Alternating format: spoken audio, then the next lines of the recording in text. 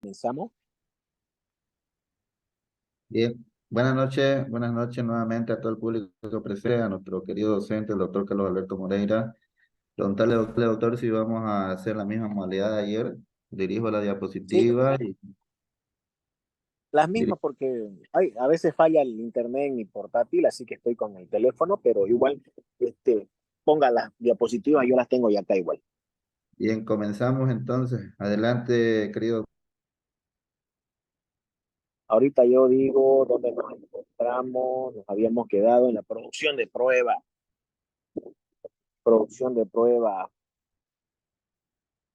exactamente.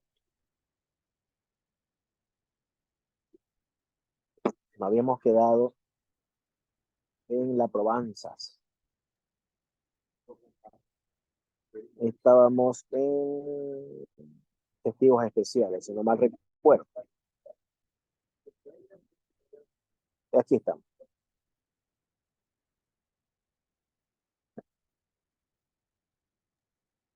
Aquí, querido doctor, más adelante o más. En esa, una más de Estamos en la siguiente. Una más. Una diapositiva. La siguiente. La siguiente es testimonio del menor víctima. Un poquito más atrás. Esa es mucho. Exactamente. Exactamente. Testimonio del menor víctima y testigo. Un poquito. La siguiente.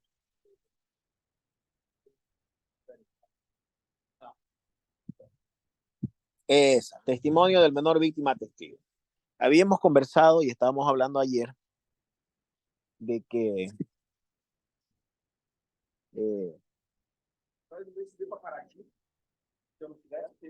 en las probanzas, eh, cuando se tenga que producir las pruebas testificales, habíamos establecido de que primeramente se tiene que eh, producir la prueba testifical de cargo del Ministerio Público, para posterior a ello producir la prueba testifical de la parte civil querellante y de la defensa. Y hemos hablado también de que existe un mecanismo de contrainterrogatorio e interrogatorio, que son técnicas de litigación, y que hay que hacer preguntas que no sean, primero, que no sean sugestivas, capciosas o impertinentes, es decir, prácticamente esas son las condiciones mediante el cual rigen el tema de interrogatorio y contrainterrogatorio. Y habíamos quedado y habíamos dicho cuándo, cómo y por qué y en qué momento es que se deben hacer las preguntas. ¿Se acuerdan bien ustedes que habíamos mencionado de que hay que tener mucho cuidado en el tema del interrogatorio o del contrainterrogatorio, porque si no, vamos a ser pasibles a una objeción y que inclusive las objeciones,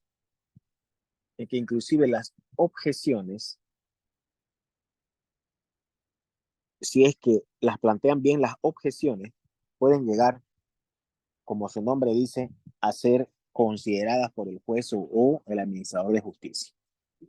Yo les había mencionado que el tema de las técnicas de interrogatorio y contrainterrogatorio es muy importante para que ustedes en su mecanismo de defensa o autoría del caso, cuando tengan que eh, hacer que su hipótesis, perdón, que su tesis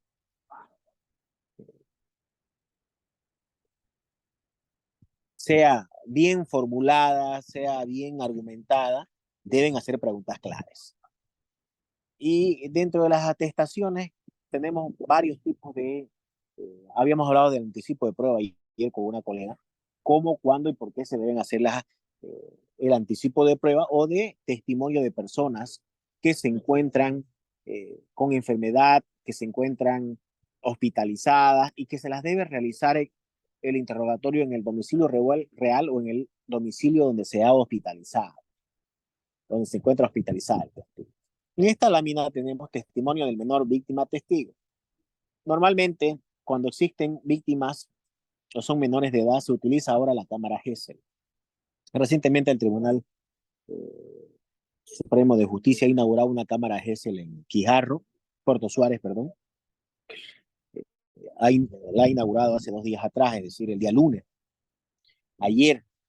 Y la cámara GESEL es una herramienta importantísima para que no se pueda revictimizar a la víctima y que se le pueda hacer preguntas como ustedes pueden ver en la imagen. Ustedes pueden ver con un psicólogo, se encuentra con una psicóloga que hace las preguntas al menor.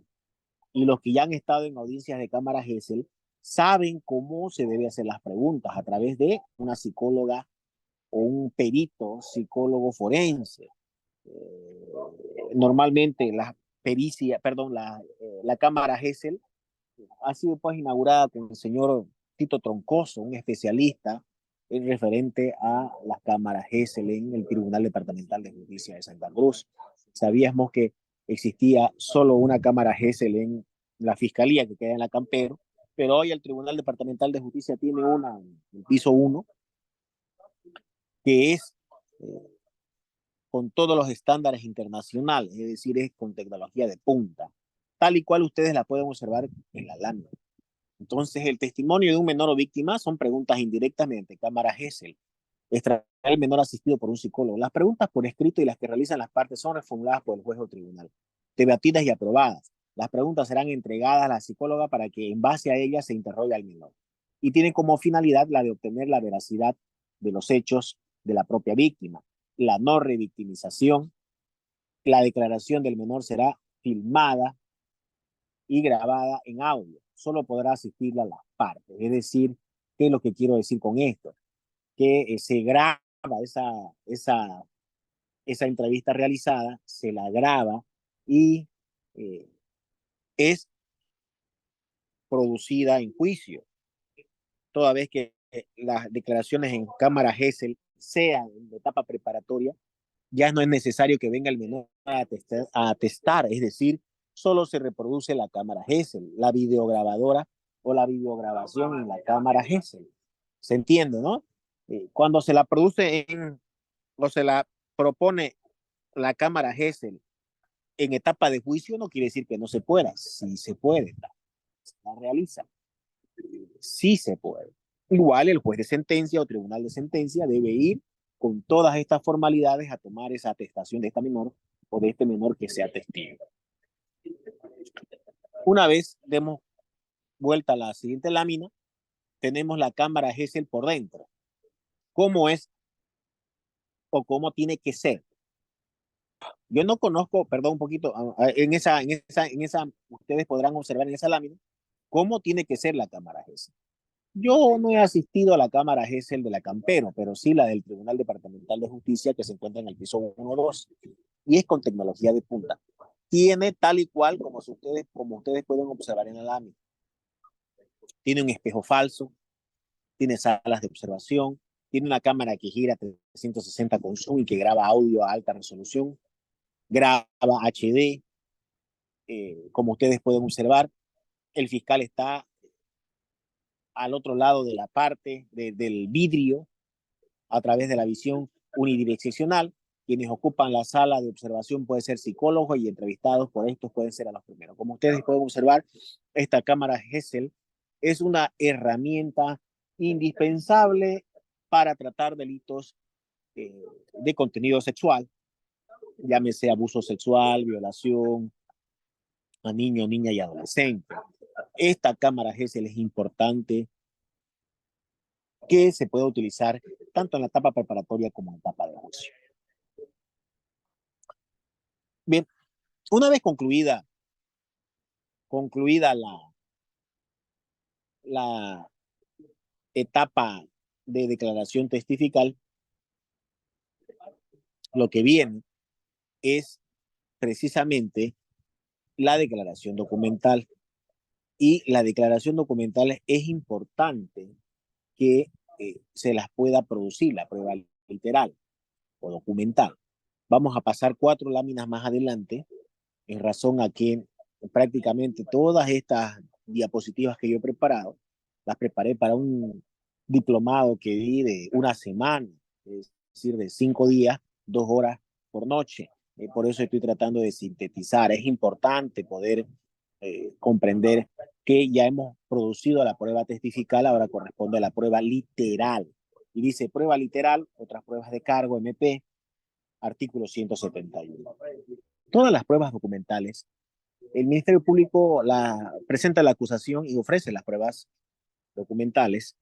Y dentro de las pruebas documentales puede ofrecer 10 pruebas documentales, pero puede producir o pedir que se judicialice por su lectura o se incorpore por su lectura de las 10 que tiene 5. Pero antes de que se produzca, se debe correr en traslado a la defensa para que la defensa pueda presentar su exclusión probatoria.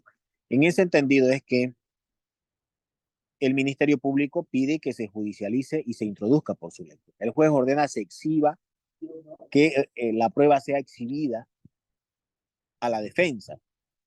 Y si la defensa plantea la exclusión probatoria, ustedes saben o sabrán de que la exclusión probatoria solo y exclusivamente se puede realizar por ser prueba prohibida o por ser prueba ilícitamente obtenida. Esas son las exclusiones probatorias.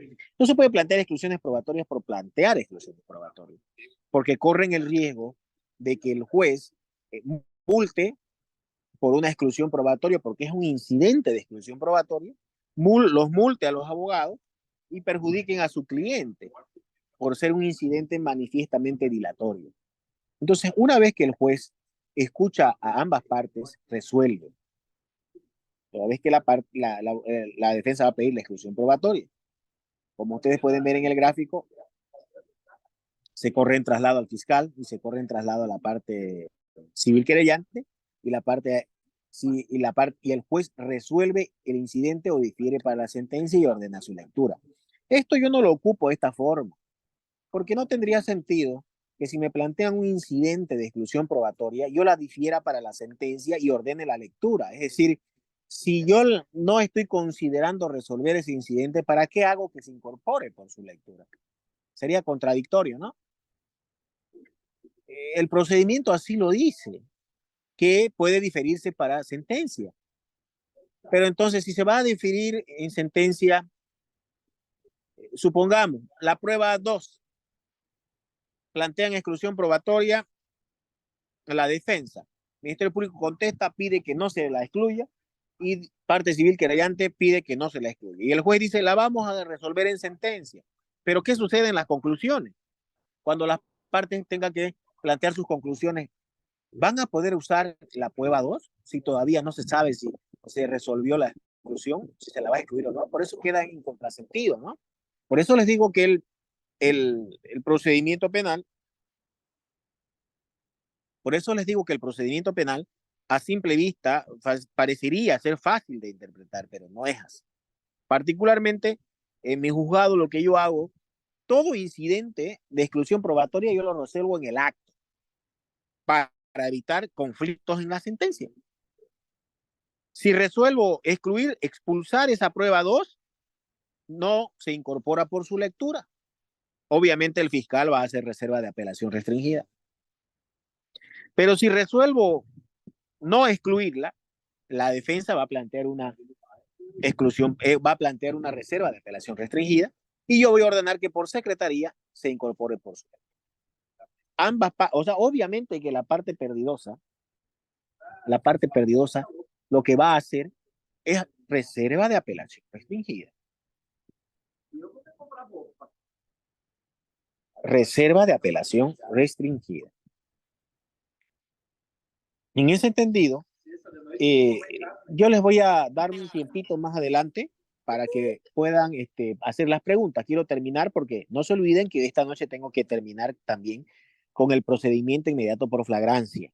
Y van a haber preguntas, van a haber algunas interrogantes. Y no hay ningún problema si es que quieren que reprisemos estos 2 días de curso y los podemos hacer de forma presencial cuando los organizadores de este evento nos inviten y tengamos la oportunidad de hacerlo. Para mí sería brillante que podamos hacer este curso en 2 días presencial con simulacros en vivo del juicio oral y exclusiones y procedimiento inmediato por flagrancia. Ya yo lo he hecho y ha salido un éxito, tanto en el Colegio de Abogados como en el colegio del plan, la asociación de abogados del plan 3000 y así sucesivamente. Pero las preguntas las vamos a dar para el final. No se preocupen que ahora hay más tiempito, ya estamos más acomodados para poder resolver las preguntas.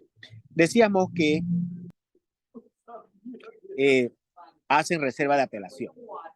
Una vez con la reserva de apelación, seguimos nosotros con la prueba literal, la otra lámina, pruebas literales y otras pruebas de cargo por parte civil. Vamos con la otra lámina, por favor, para que podamos mostrarlo. Exacto. Prueba literal y otras pruebas de cargo parte civil, artículo 171. Lo mismo que se hizo con la parte, lo mismo que se hizo con el abogado o con el abogado, perdón, con el fiscal que incorpora sus pruebas, se hace con las pruebas que pretende incorporar la parte civil querellante.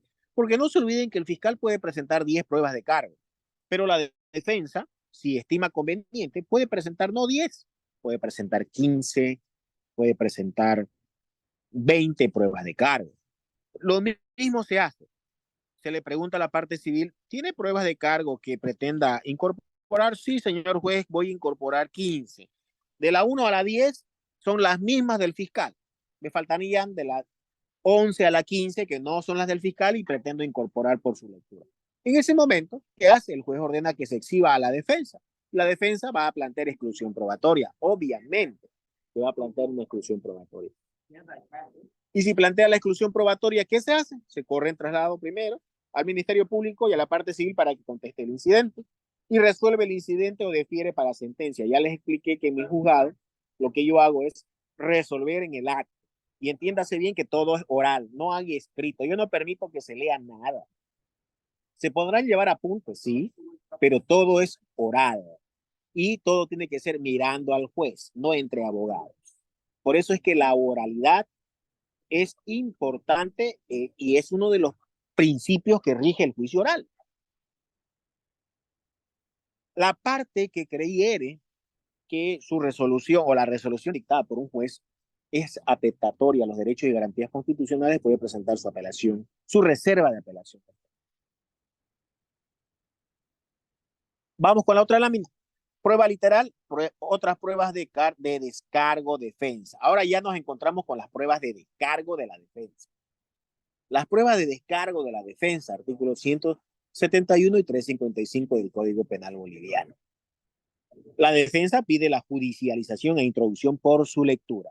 El juez ordena que se exhiba al Ministerio Público y la parte civil. La defensa, es decir, la parte civil o el Ministerio Público, va a preguntar, va a plantear exclusión. El Ministerio Público, parte civil, contesta el incidente, es decir, que aquí hay un error, vean que vamos enriqueciendo. Si la defensa pide que se excluya, si la defensa pide judicializar la prueba, quien pide que se excluya es el Ministerio Público y la parte civil.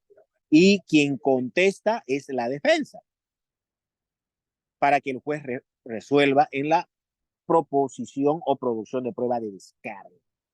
Si la defensa ha propuesto 10 pruebas de descargo, va a plantear exclusión probatoria el Ministerio Público, la parte civil, se corre traslado y se resuelve.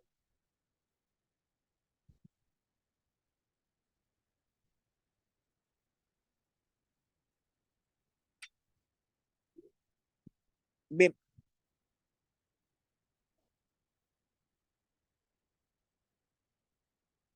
Vamos con 2, 3 láminas más adelante. Discusión final.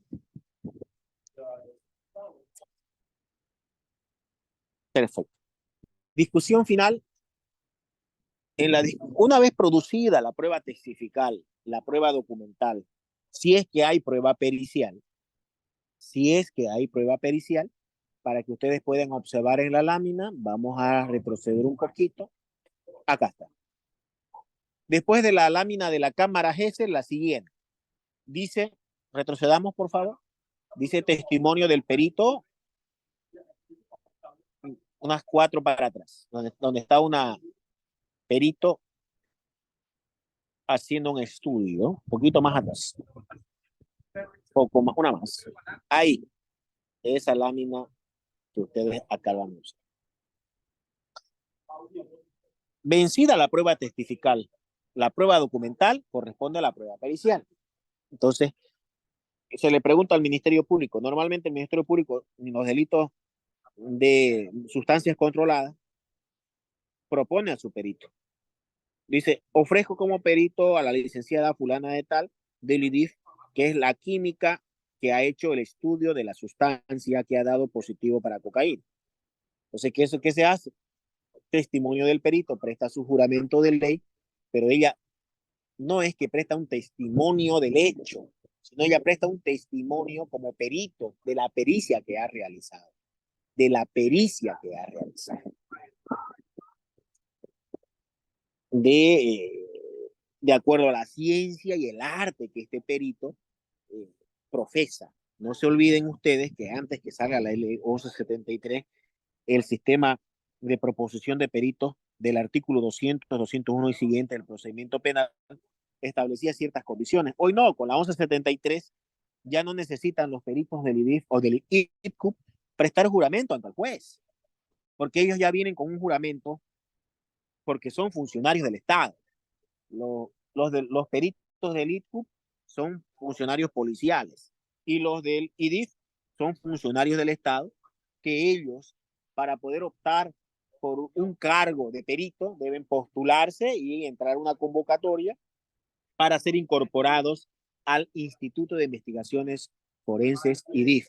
En ese entendido, ya no, el juez no le va, cuando ofrezca a un perito, no va a venir y darle los puntos de la pericia, a ver si es idónea, si no es idónea. Es decir, ya no va a existir eso que existía antes de la ley 1173. Concluida el testimonio de la pericia realizada por el perito, las partes pueden plantear su interrogatorio y contrainterrogatorio, preguntarle al perito cómo es que ella ha hecho el estudio para determinar de que no es harina y es sustancia controlada, o es pasta base de cocaína o es cocaína pura. Puede preguntárselo, porque para eso está la pericia, que es una ciencia, un arte, de la cual los abogados desconocen. Concluida la pericia, si ya no hay inspección judicial, porque normalmente también piden en los delitos de despojo, delito de acción penal privada, todas las querellas presentadas siempre piden, además de la pericia, piden inspección judicial del terreno que se ha despojado. Entonces el juez señala la audiencia de inspección, va y mira el terreno que ha sido despojado, pero no con fines investigativos, sino para que la autoridad pueda contrastar los elementos de prueba testifical, documental, pericial, y con la inspección va a anexar o unir todo el rompecabezas para dictar una sentencia. No se confundan de que cuando le piden ustedes al juez una inspección judicial en juicio, el juez puede ir, va, pero él no hace acto investigativo, solo va para verificar el lugar de los hechos, dónde sucedieron, cómo, cuándo, va y observa. Es decir, no es una inspección o reconstrucción, no confundir con la inspección y reconstrucción que se hace en etapa preparatoria. Eso es totalmente distinto. Bien, volvemos a la penúltima lámina que les había mencionado, donde decimos discusión final, Ministerio Público y parte civil. Bueno, en esta discusión final eh, es muy importante que ustedes eh, puedan saber que las conclusiones, el juez, muchas veces en las conclusiones, yo me encontraba en una disyuntiva sin saber qué sentencia dictar, A o B, y con las conclusiones y con la exposición y la oratoria que maneja tal o cual abogado, me he podido convencer y dicto una sentencia A o B. Es decir, es importantísima las conclusiones para después dictar sentencia. No lo tomen a la ligera. Muchos colegas abogados van y repiten y dicen esto es así, así, y se ponen a leer. No hay que leer nada, hay que explicar y hay que hacer una conexitud de los testigos con la prueba documental para que se pueda dictar una sentencia. Si es condenatoria, las conclusiones tienen que ser muy importantes, establecer la prueba testifical con la prueba documental, unirla las dos y para decirle al juez, señor juez, de la prueba testifical, del testigo 1, 2 y 3, que manifiestan que sí, el hecho fue cometido por el acusado, podemos contrastar de que estas mismas declaraciones tienen mucha relación con la prueba material 1, pero por la prueba documental 1, 2 y 3, por la prueba material PD1 y por la prueba pericial 1 se establece de que tanto la prueba testifical, documental, material y prueba pericial destruyen la presunción de inocencia. Si ustedes hacen eso, van a dar los insumos para que el juez pueda dictar una sentencia condenatoria. Pero si no hacen eso, y más bien al contrario, la defensa dice, de todos los testigos se ha podido evidenciar que ningún testigo estuvo presente en el hecho o no estuvo presente en el lugar. Son testigos referenciales y son testigos que son parientes de la parte acusadora. Por lo tanto, no es creíble. La prueba documental en ningún momento identifica a mi defendido como el autor del hecho que se lo acusa. Peor aún la prueba pericial que ha sido tomada por una persona o una perito que ni siquiera tenía la especialidad para poder hacer una pericia a un menor de edad en tema de violencia. Es decir, ustedes pueden utilizar las conclusiones, pero efectivamente a las pruebas que se han producido.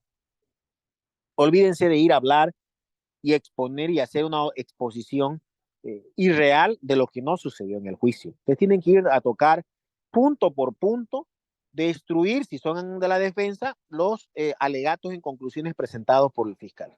Y si son acusadores, no pueden destruir lo que vaya a decir él, pero tienen opción a la réplica y dúplica. Eso sí pueden. Expone el fiscal, expone la parte civil y expone la defensa. Pero el fiscal nuevamente puede tomar la palabra por última vez de los puntos que ha hablado a la defensa.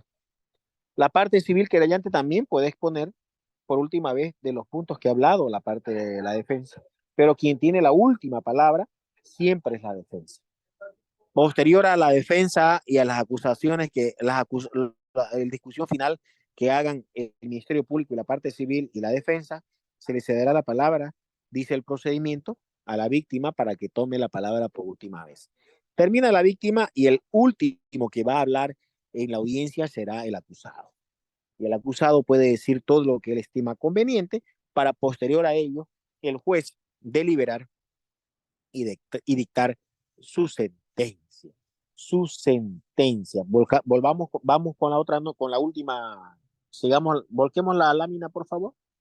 La defensa del imputado dice, expone, como les acababa de decir, la defensa del imputado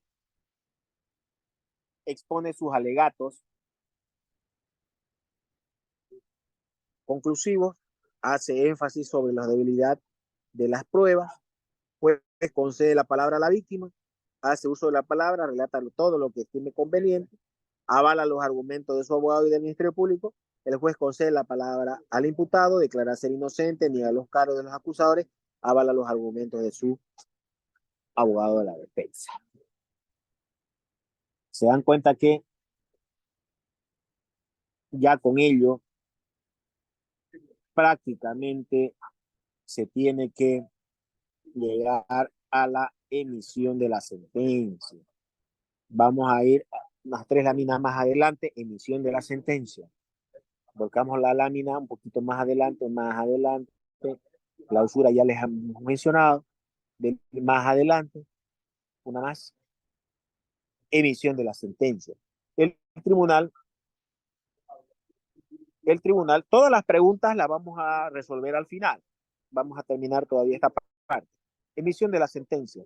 El tribunal, después de deliberar, se constituirá en sala y pronunciará la sentencia, dice. Excepcionalmente, establece el artículo 361 y 362. Excepcionalmente se podrá diferir el pronunciamiento de la sentencia de los fundamentos de la sentencia por la complejidad y se emitirá solo la parte resolutiva. El imputado no podrá ser condenado por un hecho distinto a lo atribuido en la acusación o a su ampliación. ¿Qué es lo que les acabo de decir? Que una vez el tribunal o el juez de sentencia dictará una sentencia en la parte resolutiva cuando tenga fundamentos que plasmar y a posteriori de ello señalará nueva audiencia dentro de los 3 días seguidos, es decir, si se dicta la sentencia en la parte resolutiva el día lunes, la lectura íntegra de la sentencia se dictará el día jueves de la misma semana, es decir, a los 3 días siguientes. Volcamos la lámina. ¿Cuáles son los requisitos esenciales de la sentencia? Dentro de los requisitos esenciales de la sentencia, en la lámina siguiente nos establece de que se debe enunciar el hecho y las circunstancias que haya sido objeto del juicio, artículo 360. El voto de los miembros del tribunal sobre las cuestiones planteadas en la deliberación con exposición de los motivos de hecho y de derecho en que se fundan. La parte dispositiva con mención de las normas aplicables. La firma de los jueces. Si uno de los miembros del tribunal no puede suscribir la sentencia por impedimento ulterior, a la deliberación y votación se dejará constancia y la sentencia valdrá sin su firma. Eso es en relación a los miembros de un tribunal de sentencia. ¿Cuáles son los defectos de la sentencia? Pasamos a la lámina siguiente. Está establecido en el artículo 370 del Código de Procedimiento Penal, que establece que los defectos de la sentencia que habilitan la apelación restringida son las siguientes: la inobservancia o errónea aplicación de la ley sustantiva, que el imputado no esté suficientemente individualizado, que falte la enunciación del hecho objeto del juicio o su determinación circunstanciada, que se base en medios o elementos probatorios no incorporados legalmente al juicio o incorporados por su lectura en violación a las normas de este título, que no exista fundamentación de la sentencia, que la sentencia se base en hechos inexistentes, que la condena en el proceso ordinario se funda en reconocimiento de culpabilidad efectuado en el procedimiento abreviado denegado, que exista contradicción en su parte dispositiva o entre esta y la parte considerativa, que no conste la fecha o no sea posible determinarla o falte la firma de alguno de los jueces, o que no pueda determinar si ha participado en la deliberación, salvo de los casos excepcionales, las inobservancias, las reglas previstas para la deliberación, las inobservancias, las reglas relativas a la congruencia de la sentencia. Esas son las causas o los defectos de la sentencia. La siguiente lámina es muy ilustrativa en razón a que ustedes pueden ver una diosa Temis con una balanza, la diosa que está con la espada, no se la puede ver la espada, pero sí está con la espada, y que la justicia es ciega, es decir, no tiene acepción a ningún estrato social o credo religioso. En ese entendido es que esta noche hemos concluido el juicio oral público y contradictorio, y voy a resolver algunas preguntas que tienen, a ver, eh, las personas. Dice, doctor, buenas noches, ¿se puede pedir la exclusión probatoria por fotografía hecha por un secretario de una comunidad delito en provincia, siendo que estas solo fueron presentadas, sin embargo, están por ser, podría ser? Claro que sí, las exclusiones, esa es una prueba prohibida. Miento, es una prueba ilícitamente obtenida, no prohibida. Prohibida mediante tortura, que busquemos que se firme un documento mediante tortura. Eso es prueba prohibida. Y prueba ilícitamente obtenida es aquella prueba que no ha sido obtenida de acuerdo a la cadena de custodia. La cadena de custodia. Alguien tiene que tomar esa muestra con una cadena de custodia para que no se contamine en la escena del crimen la recolección de esa prueba. Ya el ITCUP y el IDIF están bien expertos en ello.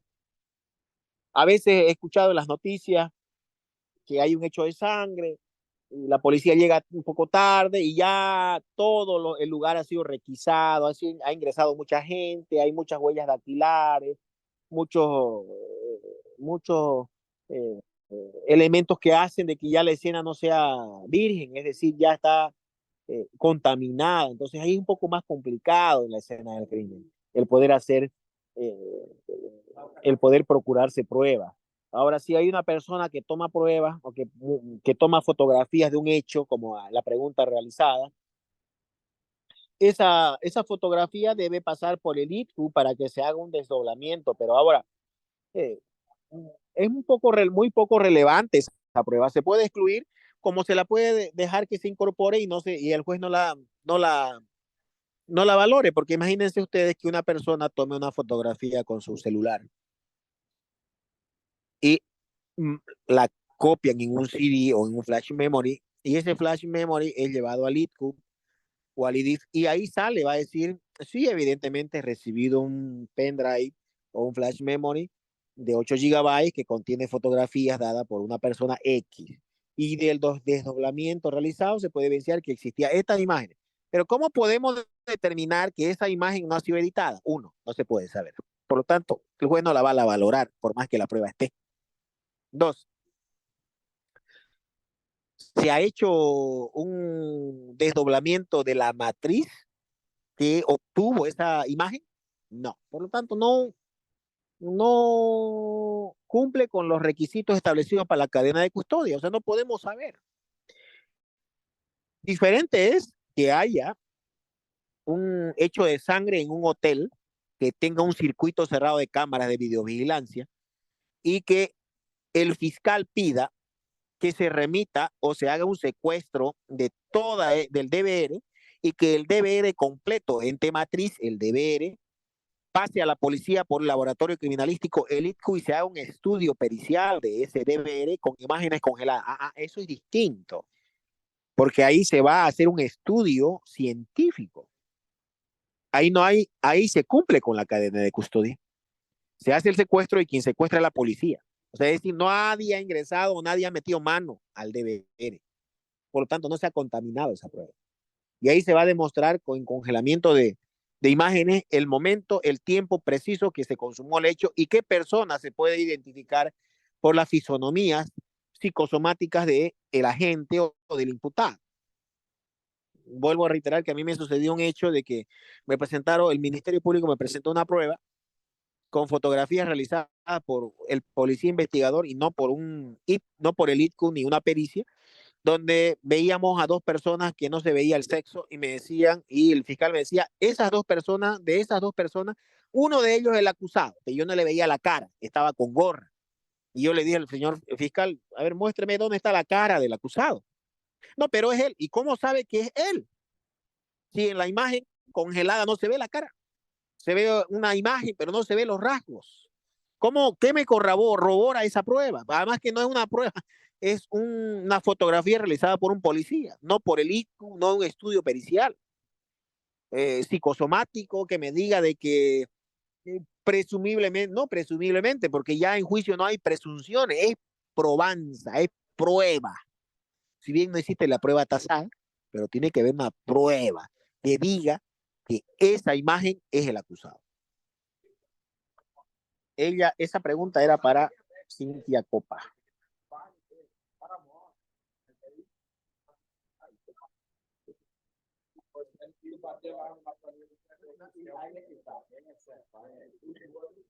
Doctor, el adelanto de prueba no se llama adelanto, se llama anticipo de prueba, pero es para testimonio, testigo.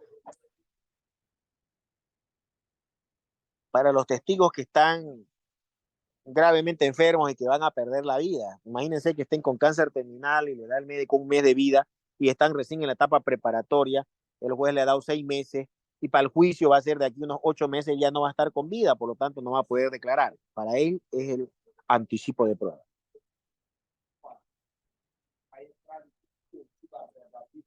A ver, esta de Cintia Copa ya la resolvimos ayer, del certificado médico.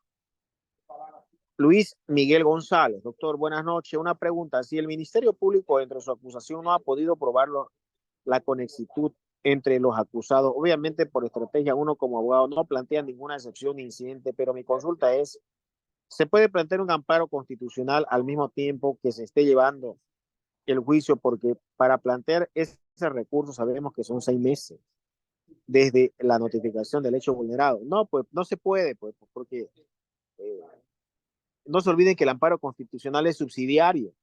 No importa que sea, imagínense que ustedes saben del hecho que hay una lesión y ya va a pasar los 6 meses y quieren plantear amparo porque supuestamente se va a vencer los 6 meses, que una sentencia constitucional ha establecido que son 6 meses, pero tratándose de delitos de lesa humanidad o vulneración de menores o de mujeres o de ancianos, no hay 6 meses, es decir, se puede plantear en cualquier momento, según la línea jurisprudencial del Tribunal Constitucional. Por eso es que digo que el tribunal a veces tampoco se pone de acuerdo, pero haciendo una interpretación, un control de convencionalidad difuso sí se podría plantear en cualquier momento, pero en este caso es subsidiario Usted plantea su amparo constitucional hoy porque se le vence mañana a los 6 meses y la justicia constitucional le va a decir, vaya y reclámele al juez, está en juicio.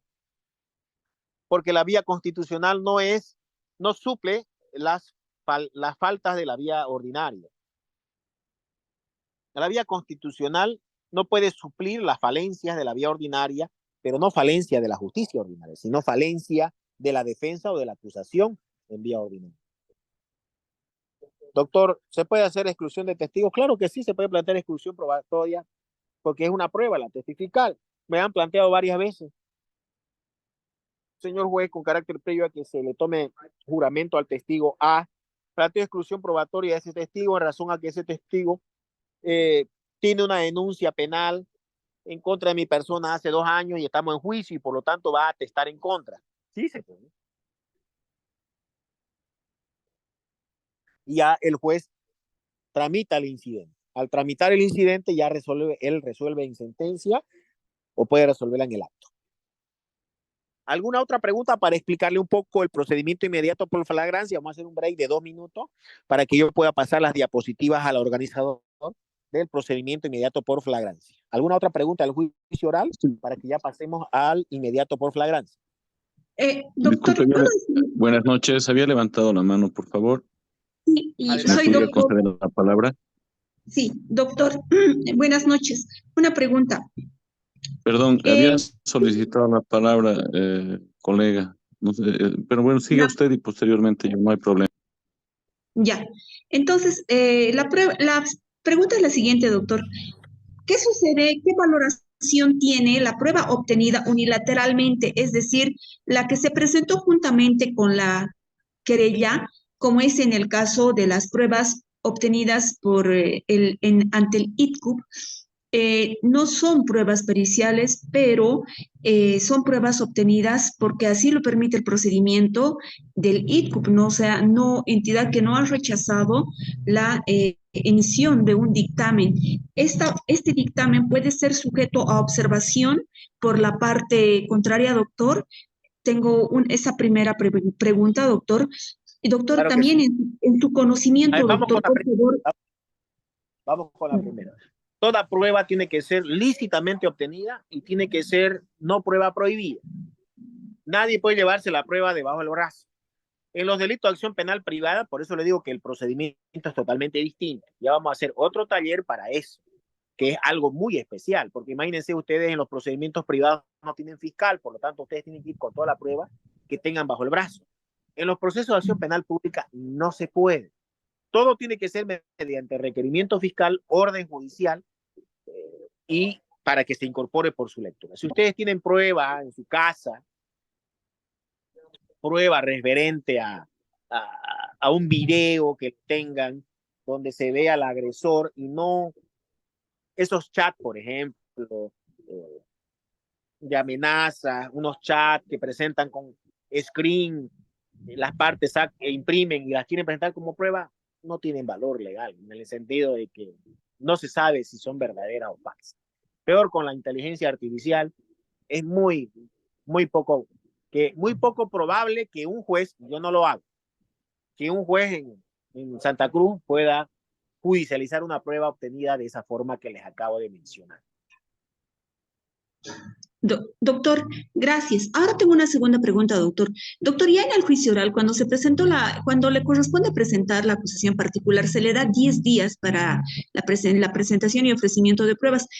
No obstante, si se presenta en el segundo día, del plazo de los 10 días, en el segundo día hábil, tercero, y posteriormente se da la víctima, el acusador particular, se da cuenta de que existen más pruebas, puede seguir utilizando esos 7 días restantes para presentar, es decir, complementar la acusación particular, doctor. Esa sería una pregunta. Bien, a ver, me gusta siempre hablar y que me vean para que respondan. Como les dije, estoy de vacación judicial, estoy fuera del país. Vean para que ustedes sepan que me gusta interactuar, así que prendan su camarita cuando quieran hacer uso de la palabra. A ver, si el código le da 10 días para que usted pueda plantear sus pruebas de descargo, le da 10 días. Si usted presenta al día 2 20 pruebas, el juez no puede dictar auto de apertura al día 3. Tiene que esperar que se venzan los 10 días, porque usted puede obtener prueba al día 9. Igual la puede ofrecer. Y está dentro de los 10 días que se presenta o que le da el procedimiento para que pueda presentar sus pruebas de descargo. Doctor, gracias. Tengo una tercera pregunta. En cuanto a los delitos de falsedad material, ideológica, uso de instrumento falsificado, ¿tiene que haber daño, doctor, con el uso en estos delitos? ¿Un daño Claro. económico? ¿O es que realizado el delito, si no hay daño, no se constituye como delito, doctor? Es necesario en el tipo que esté inmerso la palabra posible daño. ¿Es un posible daño o tiene que haber un daño en efecto o una posibilidad, doctor? El código dice de modo que pueda resultar perjuicio, dice, ¿no? Eso dice el código. Entonces es en lo ulterior, en lo futuro, es una posibilidad. De modo que pueda resultar perjuicio. Véalo, el artículo, descompóngalo el artículo. Usted vea, dice que el que falsificar en todo o en parte, dice, la falsedad ideológica son que introduzca datos falsos en un documento verdadero, dice, ¿no? La falsedad ideológica. Y de modo que pueda resultar perjuicio, dice, ¿no?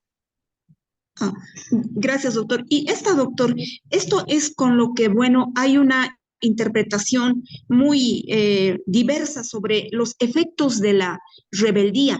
En ellos señala de que producida la declaratoria de rebeldía,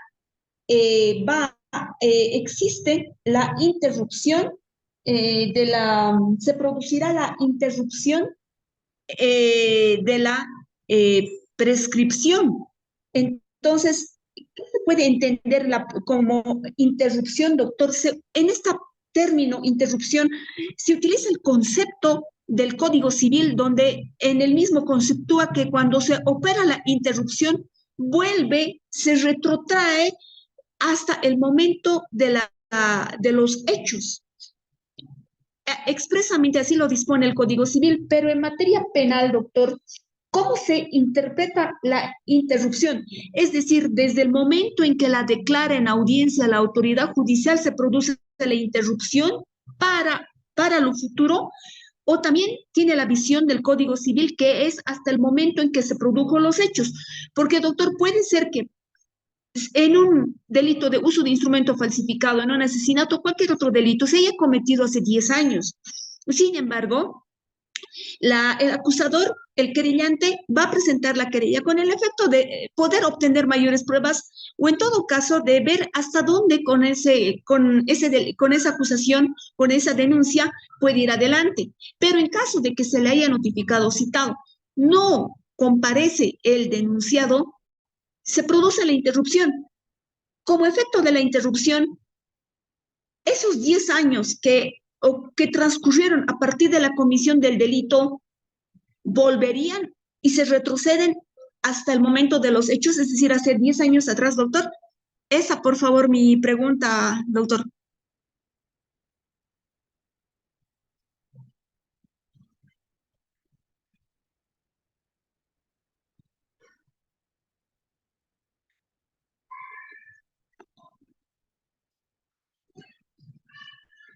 Está apagado su micrófono, doctor.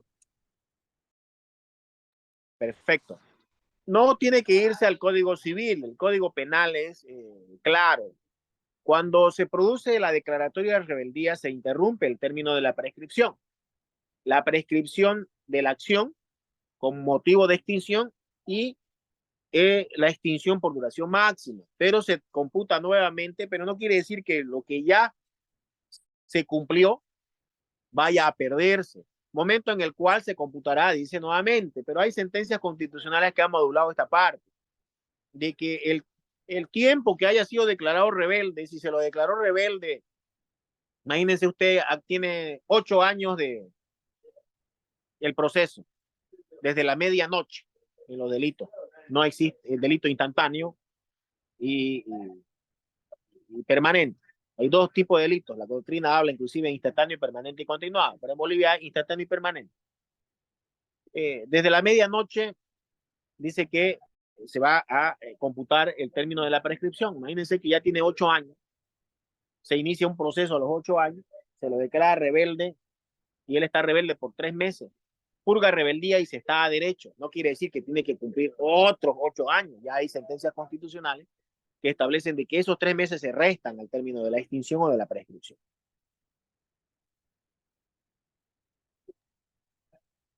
Gracias, doctor. Bien. A ver, había otra pregunta escrita. Perdón, Mejor si la sí, hacemos por oral. favor, perdón, me había levantado la mano, si fuera tan amable. Adelante, adelante, adelante. Estamos para escuchar. Muchísimas gracias. Usted había manifestado que hay, perdón, a ver, excepcionalmente se podría dictar una sentencia en parte resolutiva. 3 días después, en una nueva audiencia, se fundamentaría la sentencia. Doctor, ¿a qué momento se plantearía la apelación? ¿Al momento de la parte resolutiva o posterior al momento en el que se fundamenta? Buena pregunta, muy buena pregunta. Que hace el doctor Pérez. Cuando se dicta la sentencia en la parte resolutiva, solo y exclusivamente resolutiva, no se puede plantear ni complementación, ni enmienda, ni apelación restringida, porque todavía no se tiene la sentencia íntegra. Una vez la sentencia íntegra sea leída o sea notificada, ahí computa el plazo para la complementación y enmienda de 24 horas y computa el plazo de 15 días para la apelación restringida. No computa desde que se dicte la sentencia en la parte resolutiva, desde que se lea in extensa la sentencia, es decir, de que se lea y se plasme y le dé una copia de la sentencia completa, recién se computa los plazos procesales. Muchas gracias, doctor. Jacqueline Melgar tiene preguntas. Adelante, doctora. Buenas noches, doctor. En su experiencia de usted como juez, me gustaría ver si nos puede orientar un poquito de las observaciones que se pueden hacer para, para el trabajo que realizan en Cámara GESEL. Por ejemplo, cuando uno lleva y presenta su consultor jurídico, perdón, y su consultor psicólogo, ¿qué debe de enmarcar un informe para que realmente sea valorado como una prueba dentro del juicio oral? Bueno, No sé si me dejo entender, doctor, pero lo que yo quiero, digamos, como que usted pueda instruirnos a nosotros cuáles son las cosas que podemos observar dentro de lo que se realiza la Cámara GESEL, ¿no? Tomando en consideración de que ahora en los delitos sexuales hay un hermetismo en cómo poder demostrar la inocencia de nuestro cliente, ¿no? lo primero que hay que hacer es tener mucho cuidado tratándose de menor. Ustedes, como abogado de la defensa, lo que deben hacer primero, ya ustedes tienen que tener con anticipación qué preguntas va a hacer el fiscal por vía del psicólogo o del profesional psicólogo. Y segundo, antes de que el profesional psicólogo le haga la pregunta al menor, ustedes tienen que plantear sus exclusiones. Porque no muchas, la mayoría de las veces los fiscales directamente le hacen preguntas para que incriminen. Entonces ustedes tienen que tener el oído fino para poder objetar y reclamar al juez de que esa pregunta es dirigida. Si bien es un menor que goza de protección reforzada, una atestación que haga el menor en Cámara GESEL es lapidario en juicio. Porque según el último congreso que yo asistí, tuve la oportunidad de ir, me mandó el Tribunal Departamental de Justicia. Ahora la tendencia es sentenciar ni siquiera con una pericia psicológica. Solo sentenciar con un informe preliminar. Imagínese usted que un menor vaya al SLIM y que la psicóloga, porque las psicólogas no son peritos por si acaso, son psicólogas, pero no tienen una subespecialidad para hacer pericias psicológicas forense a un menor, porque no es lo mismo hacer una pericia psicológica a un menor de 4 a 8 años que una pericia psicológica de 8 a 14, porque tienen diferentes formas de cómo se debe hacer la pericia. Ya no existe el test bajo la lluvia o la lluvia de ideas que se le hace a un niño para las personas adultas, en ese un poquito más mayores. Estoy hablando de menores igual, pero un poquito con mayor madurez intelectual. En ese sentido, usted tiene que tener un oído muy fino para poder cortar esas preguntas que vayan a incriminar más a el acusado o al imputado. En el entendido de que es lapidario en un juicio oral, vuelvo a reiterar, de que ahora la tendencia por protección reforzada que tienen las víctimas es que con el informe psicológico preliminar, ni siquiera una pericia, se condena a una persona. Eso sería, estimada doctora Melgar. Muchas gracias, doctor.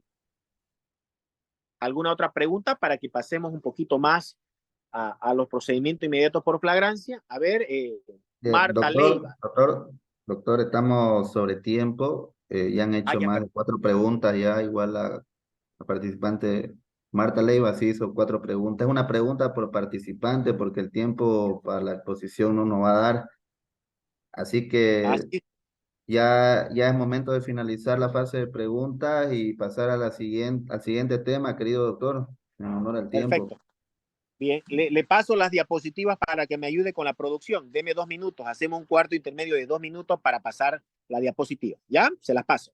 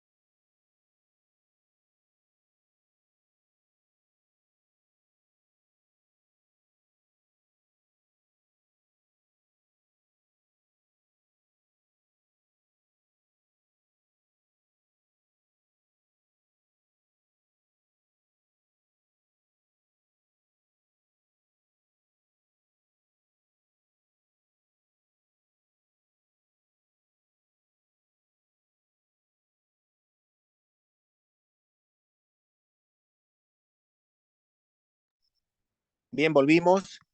Estaba buscando las diapositivas, pero ya las encontré, ya las mandé. Proyéctelas de una vez para que continuemos con lo que habíamos quedado.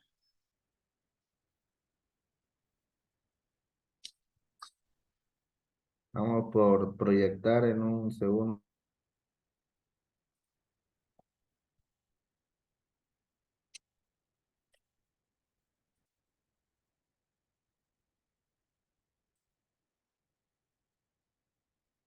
Bien.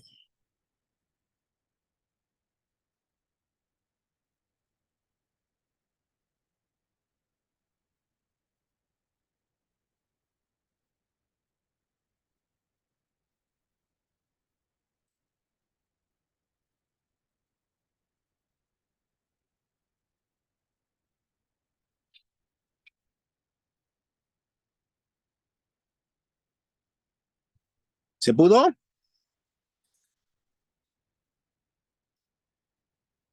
Sí, doctor, estamos ya.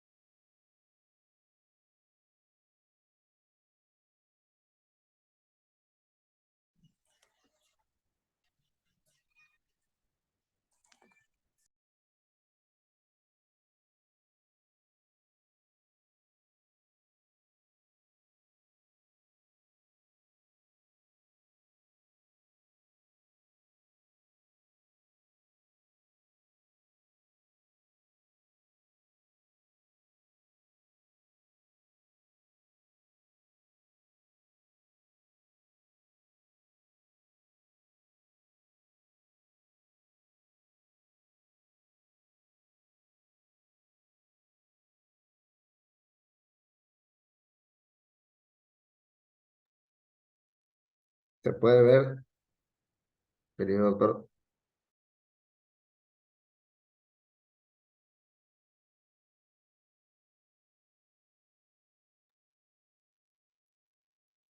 Querido doctor Moreira, ¿se puede ver la diapositiva? Adelante, sí, ya se ve. Se ve. La siguiente lámina, por favor.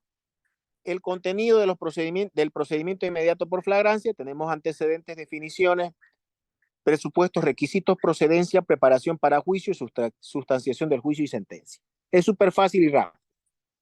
Antecedente, la flagrancia es el delito que se ha consumado públicamente y cuyo perpetrador ha sido visto por muchos testigos al tiempo que lo cometía. El delito descubierto en el mismo acto de su preparación. Históricamente se remonta a los antecedentes del Código Laico de Hammurabi, código legal de la historia creado por el rey Hammurabi cuando él gobernaba Babilonia entre el año 1790 y 1750 a.C.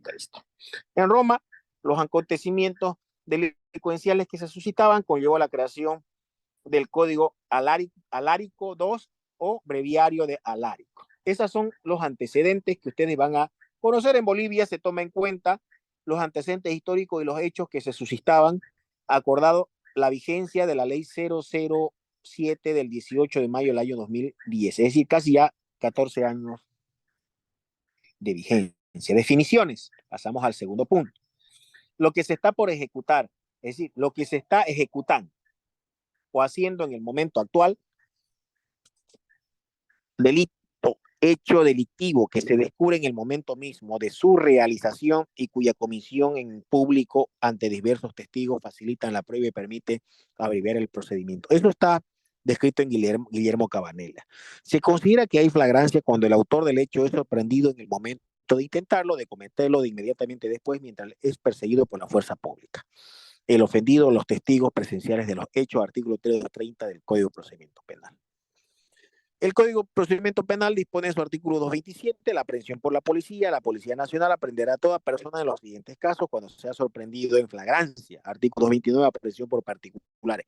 Debiendo entregar inmediatamente al aprendido a la policía, la fiscalía o la autoridad más cercana. Presupuesto, ¿cuál es el punto 3? Vamos con el punto 3 en la siguiente lámina. Tenemos el tiempo, inmediatez temporal, inmediatez personal, tiempo, inmediatez temporal, inmediatez personal y oportunidad. Es importante el tiempo para que exista la condición de la flagrancia. No se puede pretender flagrancia cuando el hecho sucedió en noviembre del año 2023 y se pretende detener por flagrancia en diciembre del año 2023, más de un mes después, a menos que sea un delito continuado, pues, ¿no? Perdón, permanente. Porque los continuados, ya hablamos, es instantáneo o permanente. Los continuados, la doctrina los determina continuados. Siguiente lámina, requisitos. ¿Cuáles son los requisitos para la flagrancia? Primero, que haya sido sorprendido en el momento de intentar flagrancia. Código de Procedimiento Penal. Sorprendido en el momento de cometerlo, de intentarlo o de cometerlo. Sorprendido inmediatamente después de cometerlo. Artículo 2. Esos son los 3 requisitos indispensables para que exista flagrancia. En el momento de intentarlo, de cometerlo y después de cometerlo. Existe una sentencia constitucional que no la vamos a leer por cuestión de tiempo, la 0413-2006-R. Démosle vuelta a la lámina. Esta lámina también va a ser entregada por los organizadores para que las personas o las partes puedan hacer uso de ellas y enriquecerla. Es importante cómo, cuándo definir sobre la temporalidad de los delitos flagrantes. ¿Cuándo es flagrante y hasta cuándo es flagrante? Ahí está la sentencia. Pasemos a la siguiente lámina. El juez de la instrucción, plazo reducido y directamente al juez de sentencia. Es decir, ustedes en sus códigos van a poder identificar el 393 bis, ter y cuarter, y ahí sucesivamente están el tema del procedimiento por delitos por flagrancia. El juez de instrucción, ante el juez de instrucción es el que el fiscal pide que se declare flagrante a un procedimiento. En la imputación provisional, el fiscal va a decir, señor juez, toda vez que ha sido encontrado en flagrancia, de hecho hay una unidad de flagrancia en el Ministerio Público, solicito que ya yo tengo toda la prueba, no necesito 6 meses para la etapa preparatoria para procurarme prueba, y solicito que se declare el procedimiento inmediato por flagrancia. ¿Y qué hace el juez cautelar? Acepta. Puede rechazar como aceptar, pero si acepta, le dará un plazo de 30 días máximo. Damos vuelta a la otra página. Le dará un plazo máximo de 30 días. Un plazo máximo de 30 días para que presente su acusación fiscal. Mire lo que dice la procedencia. Autoridad toma conocimiento de la aprehensión. La resolución fiscal de imputación pone en conocimiento al juez, señala audiencia de medidas cautelares y resuelve. Es ahí donde el fiscal pide que se aplique el procedimiento inmediato por flagrancia. Volcamos el siguiente diapositiva. Específicamente dice, el Código de Procedimiento Penal, procedimiento inmediato para los delitos flagrantes, concordado por el artículo 2 de la Ley 007. El fiscal solicita al juez de la instrucción, lo que les acababa de mencionar, la aplicación del procedimiento. El juez escuchará y verificará el cumplimiento de las condiciones previstas. Seguimos con la otra página. Si la juez o el juez acepta la aplicación del procedimiento, en la misma audiencia le dirá lo siguiente. Solicitará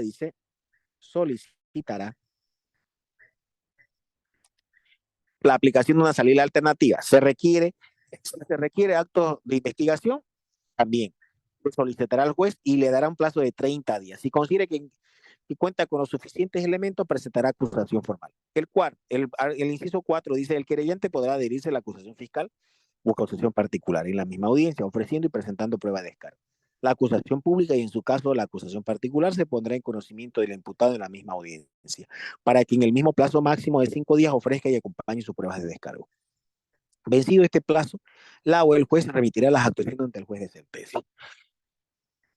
Solicitará la detención preventiva del imputado cuando concurran algunos requisitos establecidos por los 33 para garantizar la presencia del juicio. Los incidentes y excepciones podrán ser planteados de forma oral por única vez en la audiencia y el juez resolverá en la misma audiencia. Estamos hablando de que todo se sustancia en la etapa de la instrucción, todo.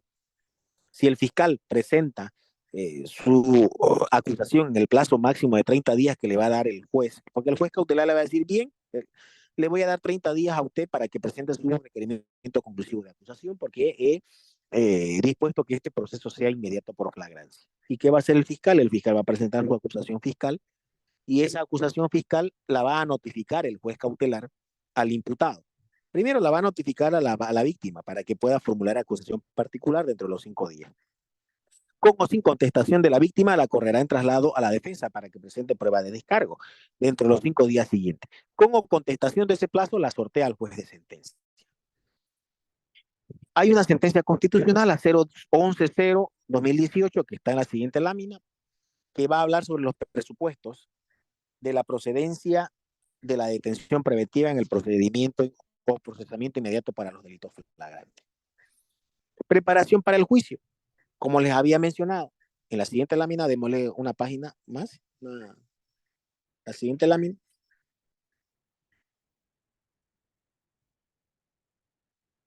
En la siguiente lámina vemos la preparación del juicio.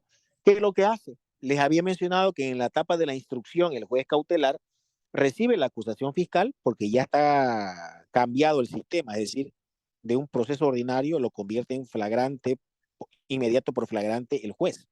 Por lo tanto, al presentar acusación, el juez instructor es el que le da el plazo para que presente acusación o se adhiera a la acusación particular y para que el denunciado o el acusado o el imputado presenten pruebas de descargo en el plazo de 5 días. Con o sin contestación de vencido el plazo de 5 días que tiene el abogado de la defensa, se sortea un juez de sentencia.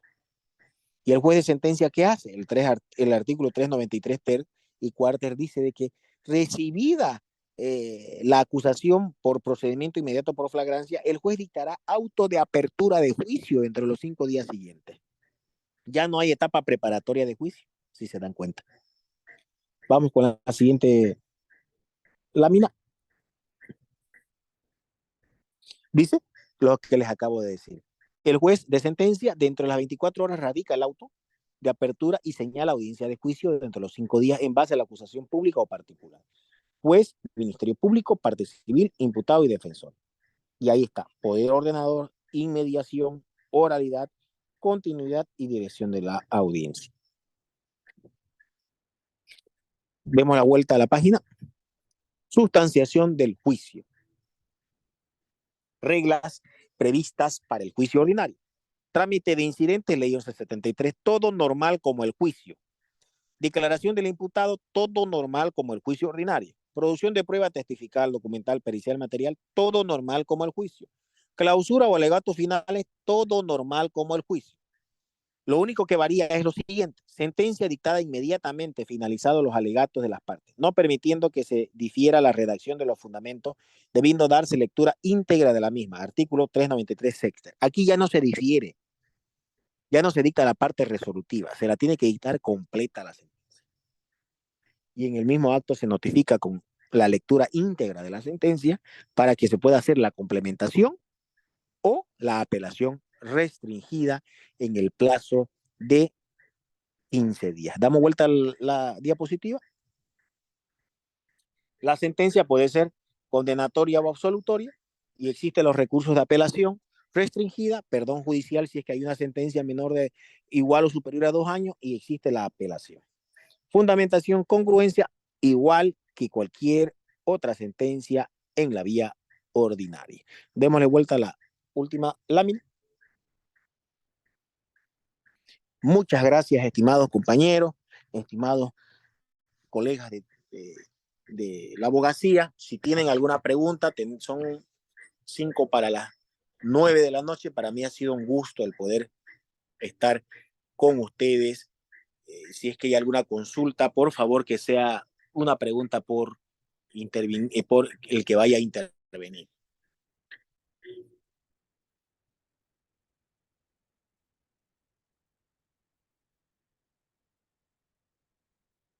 Si no hay más preguntas, dice. Ya. Sí, las diapositivas va a ser entregadas por nuestro querido organizador. Tenemos a Verónica Rojas. Adelante, Verónica Rojas. Doctor, buenas noches. Usted hablaba de flagrancia y que existe tiempo para que se pueda dar esa situación. ¿Cuánto sería el tiempo para determinar qué es flagrancia? ¿De qué tiempo estamos hablando? Bueno, en el tema de la flagrancia no vamos a considerar un tiempo de horas o de días o de meses. Es decir, es difícil poder establecer, no, tenemos 8 horas, si pasa las 8 ya no es flagrancia. No, se tiene que identificar si es flagrancia cuando se consuma un hecho, si es o no catalogado como flagrante, cuando se esté intentando inmediatamente de haberse consumado o cuando se lo esté persiguiendo. Es decir, sucedió un hecho, ahí va el tiempo que usted hace mención. ¿Qué tiempo tiene que ser para hacer flagrancia? Cuando se está intentando, pues es en el momento, ¿no? Instantáneo. Se está intentando y no se puede. No puede consumar el hecho porque es sorprendido en flagrancia, valga la redundancia. En ese momento estaba intentando consumar el hecho antijurídico doloso. Pero vamos al tiempo que usted dice después de consumarlo. Es decir, consuma el hecho y se da la fuga y es perseguido por la policía y se ingresa a una casa. Ingresa a una casa esta persona y la policía no ha podido ingresar al lugar. Sabemos que la policía puede ingresar sin mandamiento de allanamiento cuando existe flagrancia, pero no ha podido ingresar y está 1 o 2 días rodeándolo al presunto autor del hecho. Después de 3, 4 días recién pueden capturarlo. Es flagrancia porque sigue rodeado. No se ha roto ese momento para que la flagrancia pueda coexistir. Pero diferente es que sucedió el hecho, hoy a las 9 de la mañana, se dio la fuga, va la policía, lo persigue, se ingresa a una casa, la policía se va a su casa, se va a su EPI y vuelve después de 3 días y lo encuentra en otra casa y va y lo captura y dice, eso no es flagrancia. Aquí en cualquier parte del mundo no es flagrancia. Es flagrancia, sería flagrancia si consideraríamos el delito permanente, ¿no? Porque hay delitos instantáneos y permanentes. A ver, Verónica sigue preguntando, a ver si le ha quedado claro. Está bien, doctor, entendí. Muchísimas gracias. Gracias, doctora Verónica. Un gusto siempre saludarla. Igual. ¿Alguna otra pregunta para poder concluir, ir cerrando? Dios mediante, vamos a tratar de hacer el mismo taller que acabamos de hacer hoy de forma presencial para hacer algunos simulacros de cómo se debe llevar a cabo una audiencia de medida cautelar con solicitud de procedimiento inmediato por flagrancia. Es importante que podamos conocerlo porque existen plazos que se acortan. Doctor, buenas noches. Buenas noches. Disculpa, voy a hacer una preguntita. Doctor, en el momento para hacerlo declarar al testigo, ¿cómo se sientan las bases para que declare el testigo? No sé si me podía dar un pantallazo de eso. Se sientan las bases indicando el hecho para que el testigo pueda ubicarse en tiempo y espacio. Eso significa sentar las bases. Se sientan las bases para que venga la pregunta. Por ejemplo, en un accidente de tránsito que sucedió en una intersección. Sentar las bases sería, a ver, señor testigo, usted tiene su tienda a 50 metros de la avenida Bush y Segundo Anillo, y usted estuvo, según la declaración que se tiene en la etapa preparatoria, que estuvo ese mismo día desde las 8 a las 12 de la mañana, el día del hecho. Cuéntenos, ¿qué fue lo que usted vio? O sea, usted ya sentó las bases de algo, de lo general a lo particular, y va sentando las bases de qué es lo que quiere que le responda. Pero no está induciendo a una pregunta, no es una pregunta sugestiva. Eso significa sentar la base. Que muy poco la están utilizando los abogados. Normalmente hacen preguntas con la finalidad de que el testigo de manera natural pueda atestar y ayudar a que el juzgador se aproxime a la verdad histórica de los hechos. Gracias, doctor. Richard González. Doctor, buenas noches. Adelante. Una consulta. Usted indica que en caso de flagrancia, el fiscal solicitará en audiencia cautelar que se consigne o que se determine el proceso como procedimiento inmediato, dándole 30 días para que él, porque en teoría él tendría ya las pruebas. Pero ¿qué pasa con la parte imputada? La parte imputada puedo oponerse y decir, yo en 30 días no puedo generarme prueba de descargo y solicitar que no sea así, que sea procedimiento ordinario, o no compete a Sí, esta parte para... puede oponerse, pero ese fundamento que usted dice es muy vago. Usted tendría que decir, señor juez, solicito que se aplique nomás el procedimiento ordinario en razón a que en 30 días no voy a poder producir una pericia que pueda demostrar que esa sustancia controlada no es pasta a base de cocaína y es harina. No voy a poder hacer de que la agencia de viaje me pueda dar un extracto de todas las salidas que ha tenido ese vuelo internacional. O sea, usted tiene que fundamentarle al juez del por qué no puede en 30 días hacer su prueba de descarga. Si usted solamente lo dice por decir, con seguridad que no se la va a aceptar.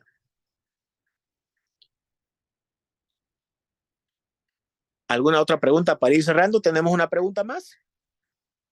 Marta Leiva. Doctor, sí, doctor. Tengo, doctor, en los delitos de contrabando, los delitos, los funcionarios de la aduana, los funcionarios militares, encuentran en la movilidad ya el producto, ya encuentran la mercadería no internada legalmente. En este caso, doctor, considero que se trata ya de un delito en flagrancia, es decir, ya hay un acta de comiso, hay ya testigos, el delito se cometió en flagrancia. Entonces, lo que usualmente están haciendo es todavía tener una etapa preparatoria, doctor. En estos casos, ¿considera usted que el delito de narcotráfico es un delito cometido en flagrancia, doctor? En todo caso, para mi persona sí, puesto que en ese momento el acusado, el denunciado, debería tener por lo menos en su poder ya la documentación que acredita la internación lícita. Por lo tanto, sería un delito de contrabando.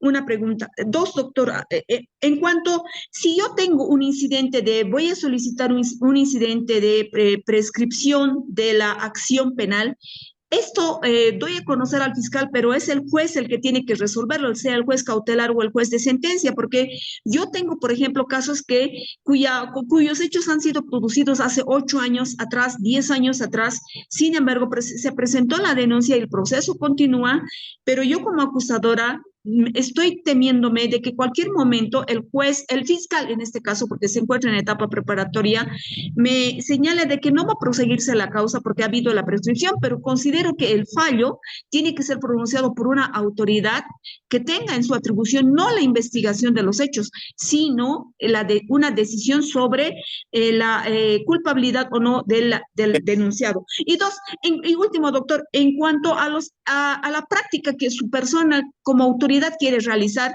me agrada, pero yo soy de otra localidad, pero sin embargo me interesa la disertación que usted tiene, los conocimientos que imparte, por lo tanto yo estoy interesada en si es que usted va a brindar, como dijo, prácticas respecto a un juicio oral. Yo quisiera participar, aunque sea de espectadora, doctor, porque estoy en un lugar totalmente distanciado de lo que es el lugar de su trabajo, doctor. Eso es todo, doctor. Gracias. Bien, comunicarles que a través del CETCAM se va a informar los nuevos cursos que vamos a realizar. No se olviden ustedes que todavía hay seminarios mañana y pasado. Y yo con gusto, si me invitan nuevamente, poder hacer esto de manera presencial. Ya yo lo he realizado en posgrado, en un diplomado y en maestría para algunos alumnos. Es importante porque les voy a decir lo siguiente. Todo lo que aprendí en la universidad y en los posgrados, en tanto tiempo que ya ejerzo la profesión, más de 20 años que ya soy abogado, en 5 años que estoy de juez he aprendido más que en 20 años del ejercicio de la profesión. Y lo poquito que yo sé, quiero expresárselo y compartirlo. Y yo encantado de poder, a través del CETCAM, vamos a dar nuevas noticias para que podamos hacer más cursos, más actualizaciones, más simulacros. Y respondiendo a usted, usted ya tiene la respuesta. Flagrante, porque es flagrante, y el único que ordena y que extingue un proceso es el juez y el fiscal. Solamente es un acusador, primero investigador y después un acusador. Muchas gracias, yo les agradezco bastante. Verdad que me he sentido muy contento de poder compartir. Estoy de vacaciones judiciales, estoy gozando de mis vacaciones, pero me hago tiempo para compartir un poquito, lo poquito que yo sé, y gracias por la invitación. No sé si es que hay algunas palabras del organizador a los fines de que ya me pueda retirar. Bien, doctor, agradecerle por la brillante disertación, también por estas dos clases magistrales que ha dado a todos los participantes. Si bien ha sido simplificado, podemos ampliarlo más, sea presencial o sea virtual, el próximo año, ¿no? Porque ya todos estamos en cierre de gestión, tanto los juzgados, consultoras, universidades, instituciones. Bueno, pero de parte de nuestra empresa le haremos llegar un reconocimiento por haber brindado esta brillante clase magistrales, que han sido 2 sesiones bastante amplias, bien explicadas y con un material bastante productivo, ¿no? Entonces, hacerle llegar ese reconocimiento especial de parte de nosotros, y seguramente que todos los participantes están también satisfechos por el tiempo que nos ha podido dar, ¿no? En este mes, que es un poco complicado hacer talleres.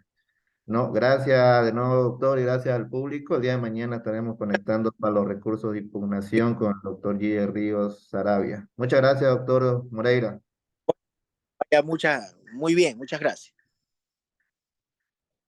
Feliz vacación, doctor. Muchas gracias.